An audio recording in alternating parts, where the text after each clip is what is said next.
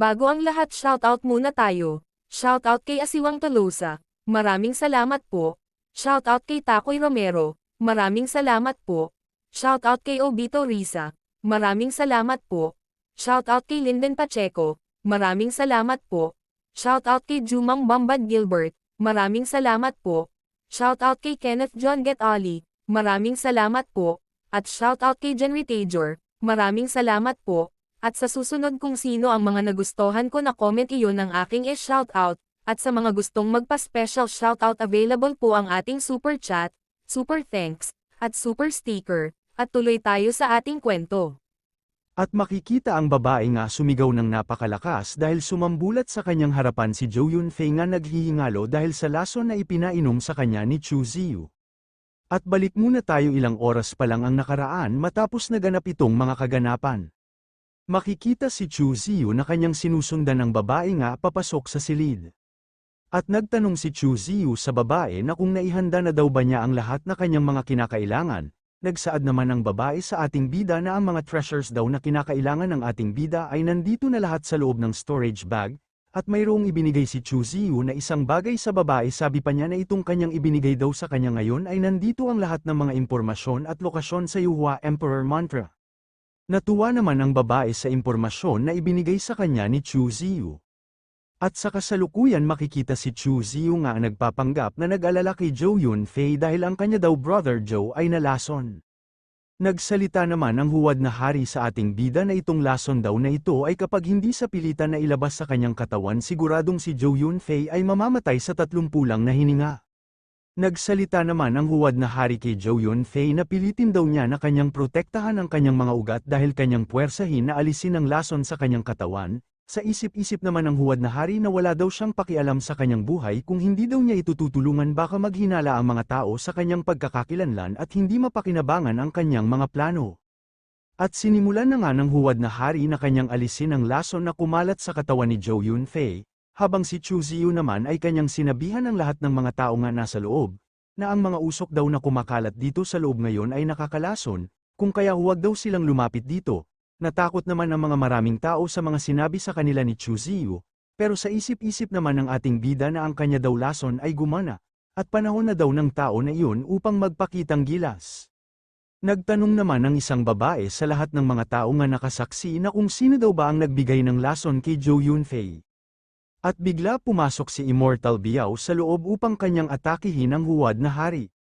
Nagulat naman ang huwad na hari kung bakit daw siya inatake ni Immortal Biao, at madali lang naman itong napigilan ng huwad na hari ang atake sa kanya ni Immortal Biao at kanyang nahawakan ang kamay nito. Nasabi na lang ng mga tao nga nakakita sa mga kaganapan na si Immortal Biao daw pala ang may pakana upang painumin ng lason si Zhou Yunfei. Ito daw ay imposible dahil silang dalawa ni Zhou Yunfei ay matalik na magkaibigan. Habang ang ating bida naman ay naghahanda na ng isang techniques upang kanyang self-destruct si Immortal Biao. Dahil sa ginawang teknik ng ating bida, biglang sumabog ang katawan ni Immortal Biao. Ngunit hindi pa rin ito sapat upang mapatay ang huwad na hari. Masyado naman nagtataka ang huwad na hari na kung bakit daw nag-self-destruct si Immortal Biao para patayin lang siya. At nang paglingon ng huwad na hari sa kanyang gilid, nakita niya ang isang matanda na biglang dumating at ito ay galit na galit habang nagpapalabas ng makapal na aura sa kanyang paligid. Saad pa niya sa huwad na hari na kung bakit daw niya pinatay ang kanyang disciple. Ang matanda pala na ito ay ang dating sect court master ng Yujing Court, ito ay si Master Jingyo.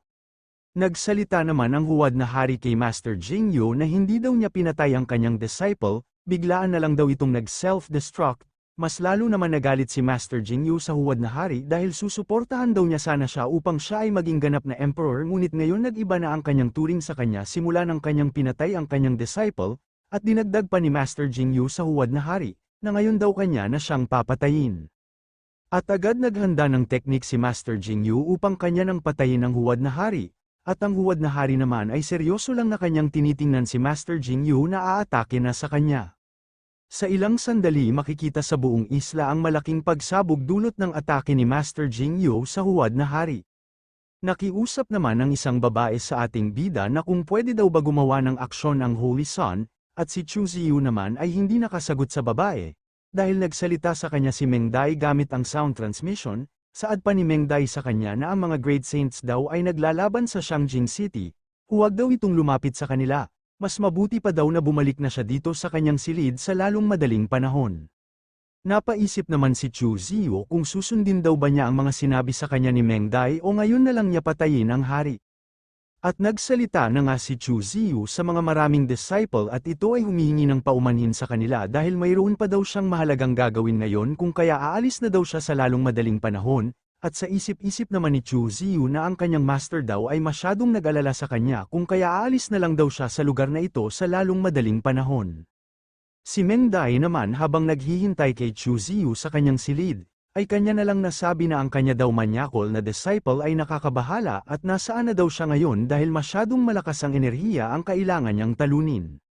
At makikita na nga si Chu Ziyu na nakarating na sa court ng Taisu Embassy Manager, at mayroong isang matanda ang nakatayo sa labas ng silid na pupuntahan ng ating bida. Nagtanong naman si Chu Ziyu sa matanda na kung pupunta daw ba ito upang patigilin ang labanan. Sumang-ayon naman sa kanya ang matanda dahil ang una daw niyang responsibilidad ay protektahan ang Shangjing City. Ang matanda pala na ito ay ang embassy manager. Sa isip-isip naman ni Chu Ziyu habang papasok sa isang silid na hindi daw niya pipigilan ang embassy manager dahil hindi daw siya manghihimasok sa kapalaran ng iba. At sa loob naman ng silid makikita si Meng Dai na tumutugtog ng musika. At kanyang sinabihan si Chu Ziyu na bakit pa daw ito nananatili ng matagal sa labas kahit mayroon ng masamang nangyari sa Shangjing City, saan daw ba ito pumunta? Ayon naman ni Chu Ziyu kay Meng Dai na nakipagkita lang naman daw siya sa Northern King, at tinawag siya ng kanyang master upang siya ay bumalik. Nagtaka naman si Meng Dai dahil totoo daw ba ang kanyang sinabi na nakipagkita siya sa Northern King, at bakit sila naglaban ng dating court master na si Master Jing Yu. Hindi naman sinagot ni Chu Ziyu ang mga katanungan sa kanya ni Meng Dai bagkus kanya lang itong tinabihan. Dahil hindi na daw yun importante, sabi naman ni Meng Dai kay Chu Ziyu na ang kanya lang naman daw ibig sabihin ay baka ang Northern King ay napalitan ng isang demon, at ang demonyo ay masyadong makapangyarihan at mahirap harapin. Saad naman ni Chu Ziyu kay Meng Dai na ang kanya lang daw masasabi na may malalim daw na matatakbuhan sa Shangjing City kung kaya tatakbuhan na lang daw niya ito. Nainis naman si Meng Dai sa mga sinabi sa kanya ni Chu Ziyu dahil kamakailan lang ay nangako ito kay Zhu Ziyu na kanyang tulungan ang kanilang buong pamilya, at ngayon tatakbo na lang ito pag mayroong mapanganib na kaharapin. Sumagot naman si Chu Ziyu kay Meng Dai na siya lang naman daw ay nag-iingat, at ano din daw ang ginagawa ng mahabagi na tulad ng kanyang master, kung kaya manahimik na lang ito. Mas lalo naman nainis si Meng Dai sa mga sinabi sa kanya ni Chu Ziyu, dahil ano daw bang mahabagi na kanyang sinabi, at may lakas pa daw ito na pagsabihan siya ng ganitong mga salita. Naghaamon daw ba ito sa kanya ng pastahan? Nakangiti naman na naghahanda ng isang teknik si Chu Ziyu sa kanyang kamay. Dahil huwag daw kalimutan ng kanyang master na kaya niyang isil ang kanyang cultivation anumang oras. Masyado naman nabahala si Meng Dai sa mga banta sa kanya ni Chu Ziyu at ito ay napasigaw.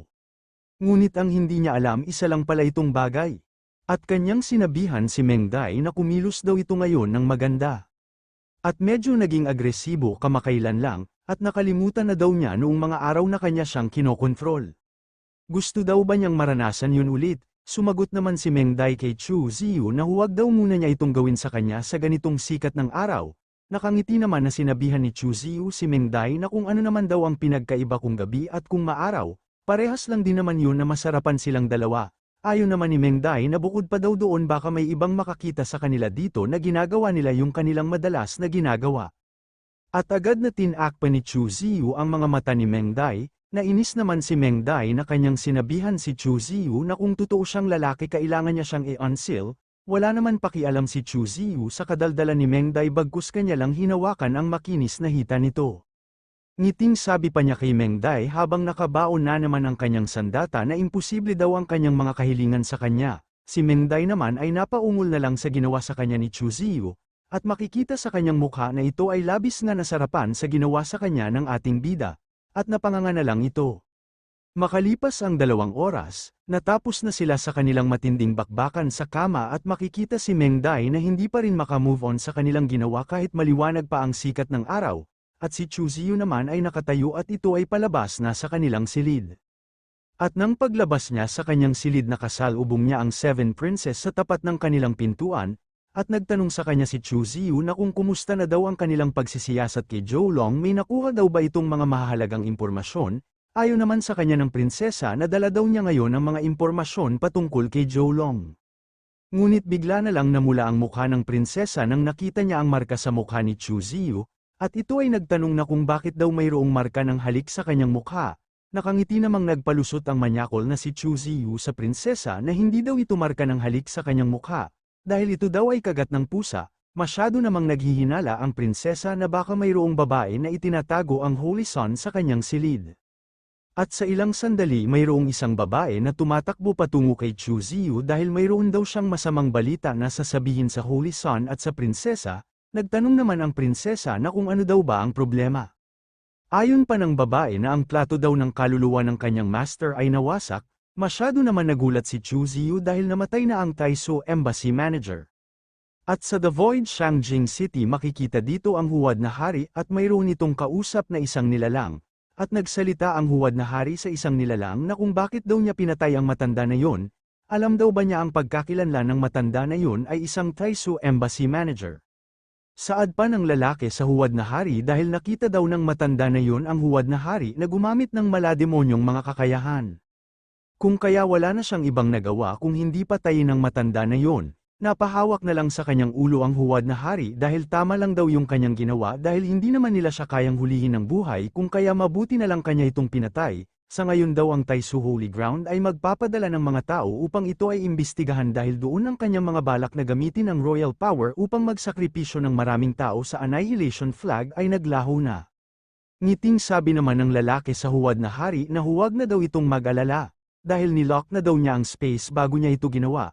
Kung kaya hindi sila makakapagpadala ng anumang mensahe sa loob ng 24 na oras, at nag-iisa lang ang saint sa Shangjing City, ito pa ay si Zhou Long na kanilang bihag ngayon, at napatay na rin nila ang isang high saints na si Master Jing Yu, dahil doon wala nang makakapigil sa kanilang mga plano. At nagsaad naman sa kanya ang huwad na hari, na ngunit ang Taisu Holy Sun daw ay kasalukuyan nga nandito sa Shangjing City. Ayon naman ng isang lalaki na ang Holy Sun daw sa ngayon ay hindi problema dahil ito ay baguhan pa lang bilang isang Holy Sun at kaya din daw niya itong patayin anumang oras, at kanyang sinabihan ang hari na hindi na daw sila magsayang ng oras sa lugar na ito ngayon, kailangan na daw nilang pumunta doon sa castle at kanila nang wasakin ang core ng Great Star Formation, at maghanda ng mga maraming dugo para sa formation ng sakripisyo. At dito pinakita kung paano pinatay ng isang nilalang kanina ang Taisu Embassy Manager. At makikita din sila Chu Ziyu at si Meng Dai na kanilang pinapanood ang record kung paano pinatay ng kahina-hinalang nilalang kanina ang Taisu Embassy Manager. Nainis naman si Chu Ziyu sa kanyang nakikita, habang si Meng Dai naman ay bahagyang natulala at kanyang nasabi na ang tao daw na pumatay sa Taisu Embassy Manager ay masyadong malakas. Sa tingin daw niya tumuntong na daw ito sa middle stage Great Saints. At kasama ang huwad na hari, masasabi niya na dalawa ang Great Saints na kanilang makakalaban.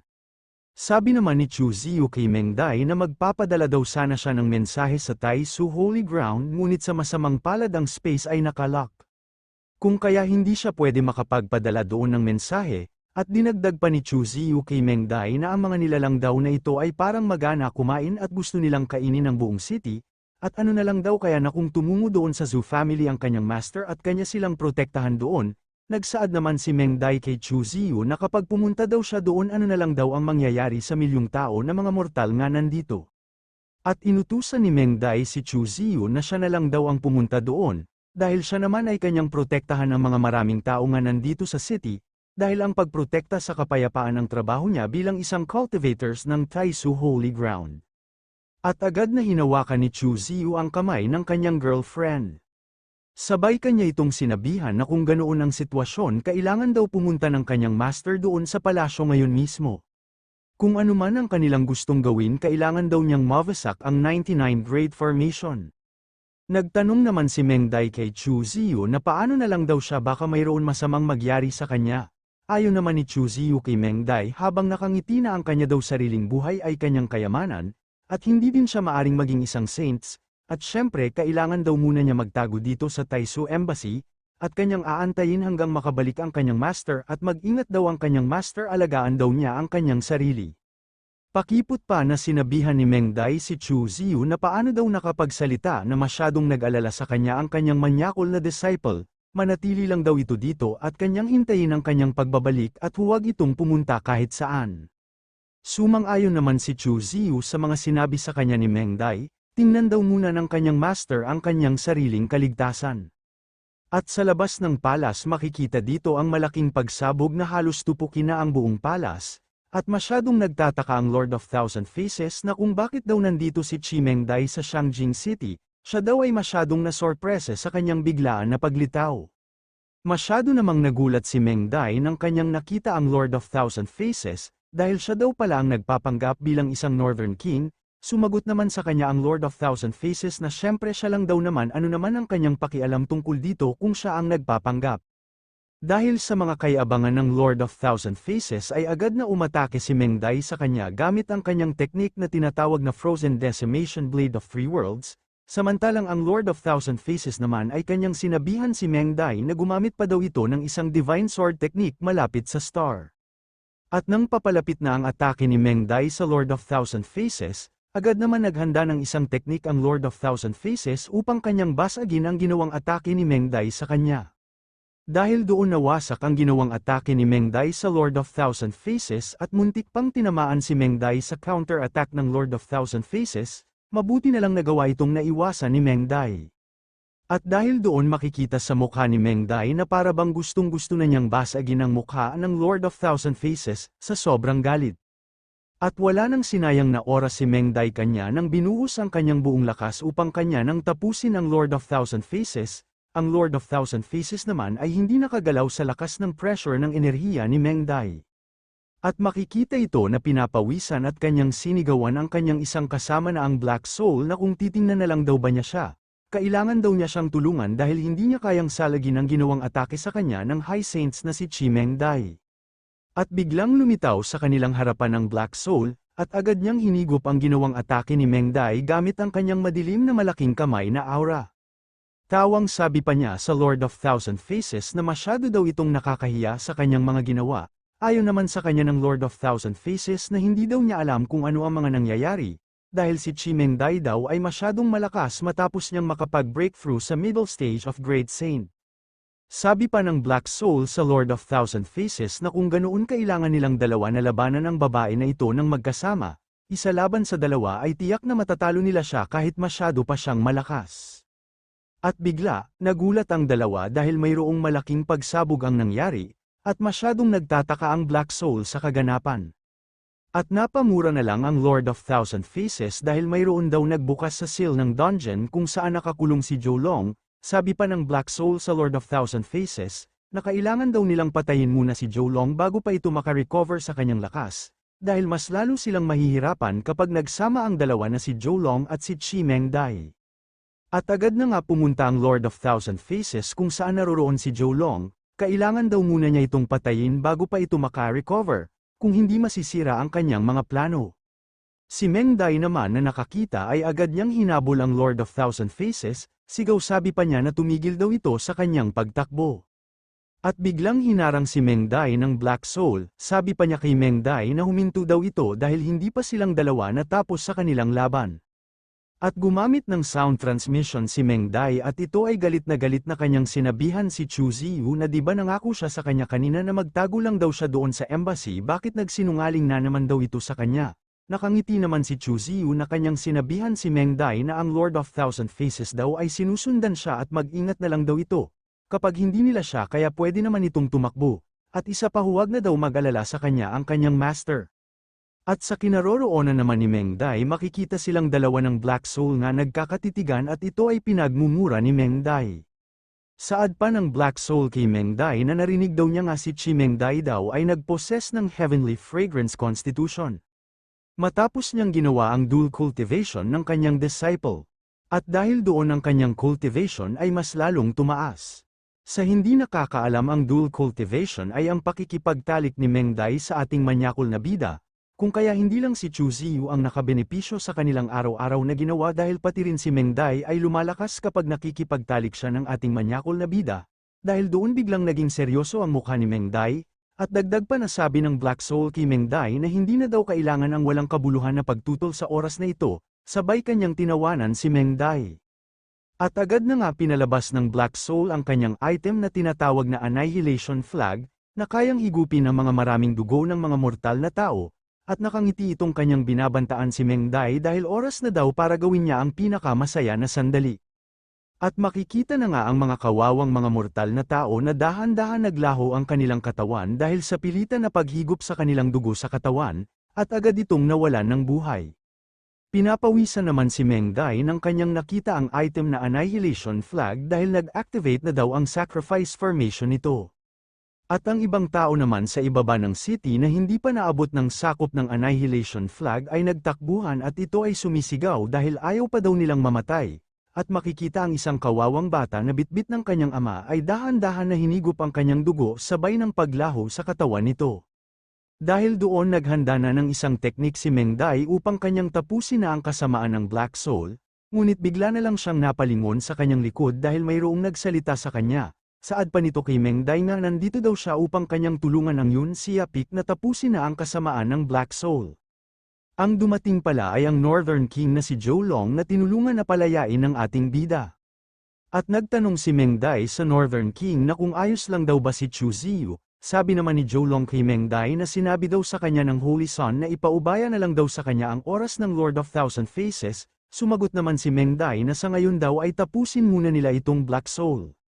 At napanganga na lang ang Black Soul dahil masyado daw tanga ang Lord of Thousand Faces bakit hindi pa daw niya napatay ang Northern King, at sa ilang sandali makikita na papasugod na si Meng Dai at ang Northern King sa Black Soul, habang ang Black Soul naman ay pinapawisan at ito ay tumatakbo upang makatakas sa dalawa.